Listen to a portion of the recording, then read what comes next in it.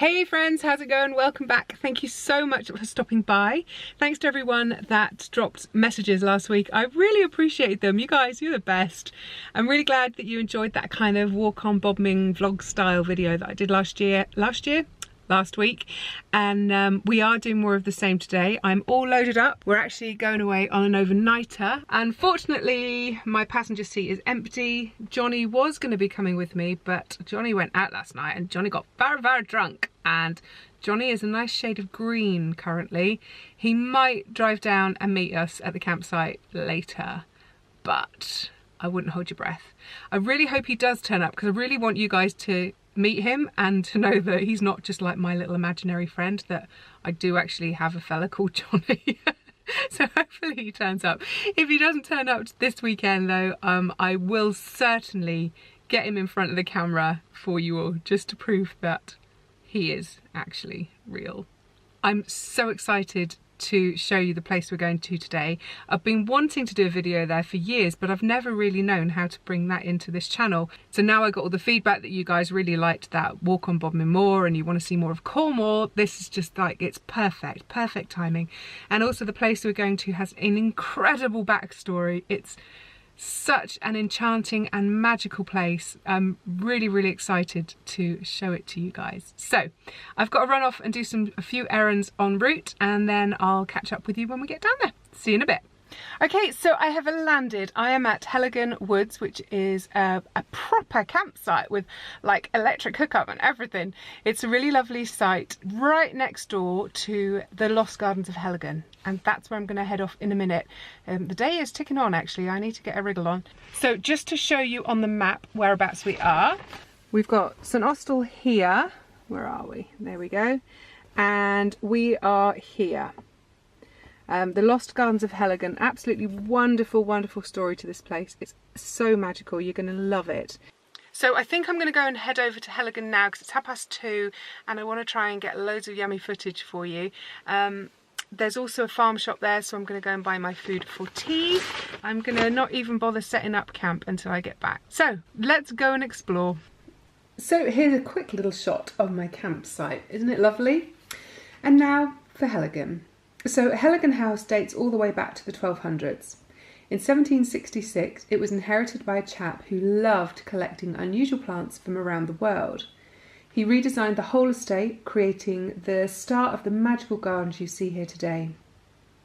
Subsequent heirs continued his garden legacy, and all was going pretty well until the First World War, when the gardeners and farmhands enlisted and went off to war. Large trees were cut down for the war effort, the house was used as a convalescent hospital for officers and then as a base for American troops in the Second World War. The house was then split into flats and eventually sold off in the 70s. Now, during all of this chaos, the garden disappeared under a mass of brambles and ivy and slept for over 70 years. Then, in 1990, a tiny room was discovered, buried under fallen masonry. It was the remains of the gardener's thunderbox, or loo, and on the limestone wall, the words, "Don't come here to sleep or slumber," were inscribed. Underneath that quote was a list of names of all of those that worked in the garden at that time. It was dated August 1914, and many of those names were headed off to war, never to return. And so, from 1990 on, the Lost Gardens of Heligan have been cleared, rebuilt and restored into a magical working garden. There's nothing stuffy about this place, instead it's full of nostalgia, of hope and respect for the fallen men who once made this working garden great.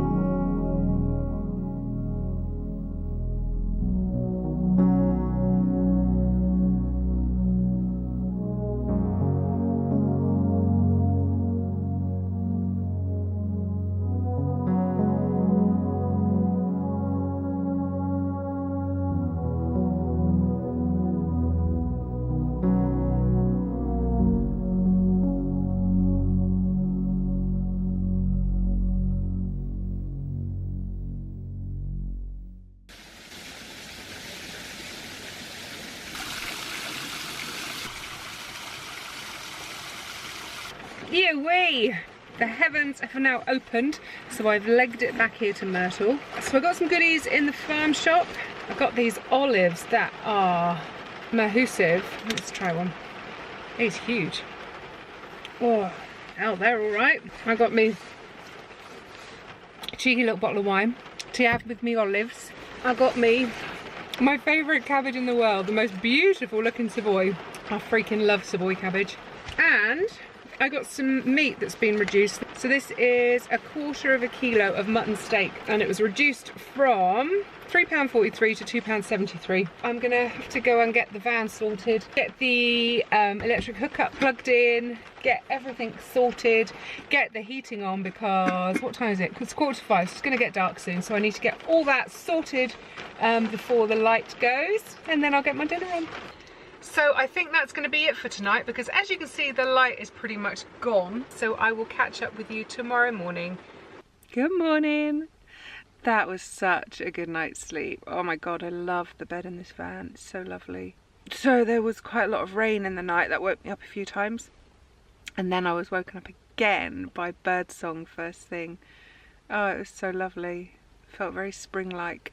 And I've just been scrolling the internet for about an hour, just trying to put off the inevitable of getting up, but I think the time has now come, so I need to start my day.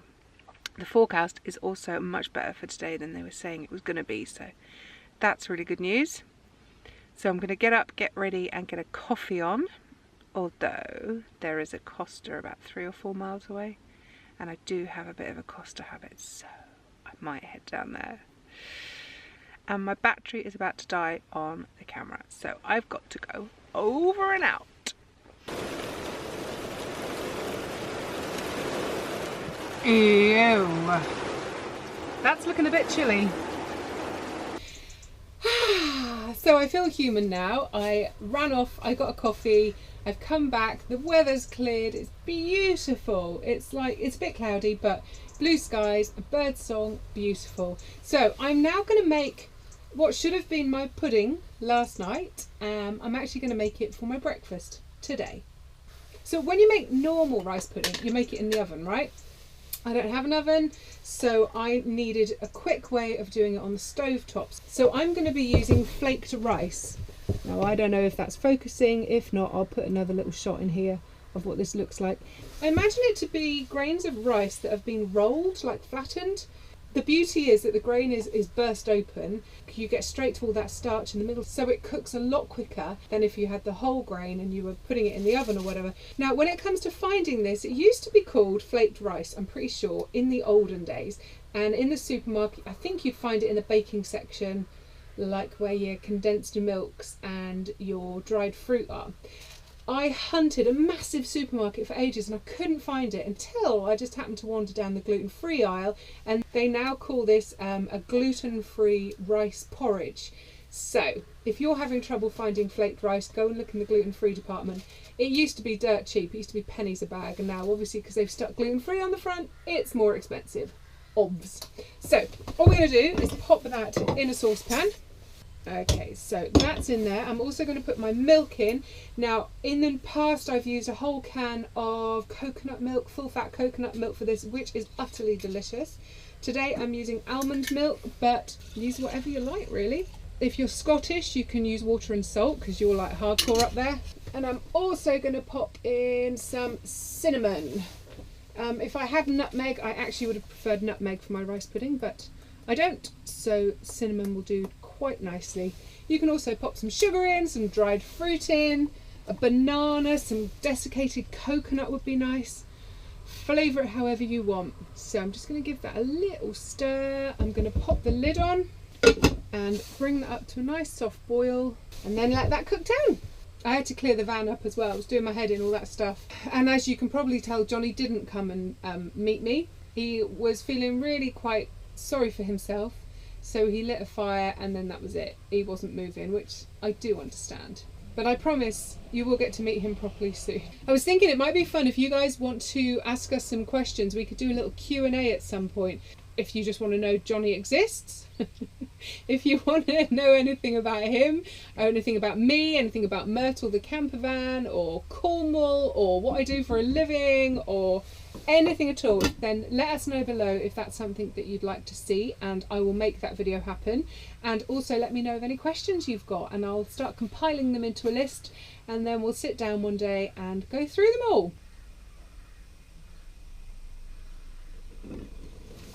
Whoa, there she blows. Don't scroll Facebook while making this.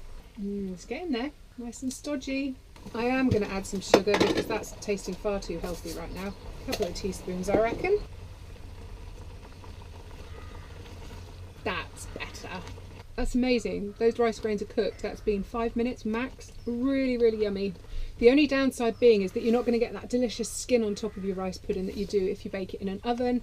But I know that's pretty controversial in itself. Are you pro rice pudding skin or are you anti? I am definitely pro. And there, we're done. So this is 2 portions here. Have a little taste.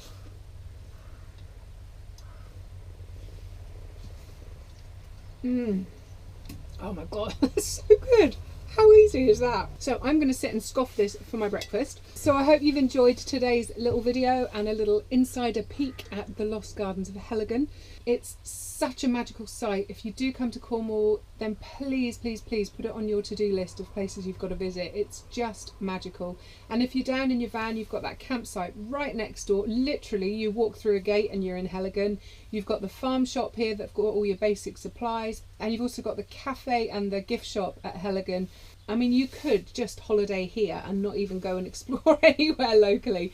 Everything you need is here. It's brilliant, brilliant location. If you do come down and visit, please let me know. Please let me know if you have a good time. I'd love to think of you guys coming down and exploring this part of the world. It's so, so pretty. So let's quickly look at the poll. And I asked whether you wanted the theme for March to be dehydrated camping food or make ahead camping meals.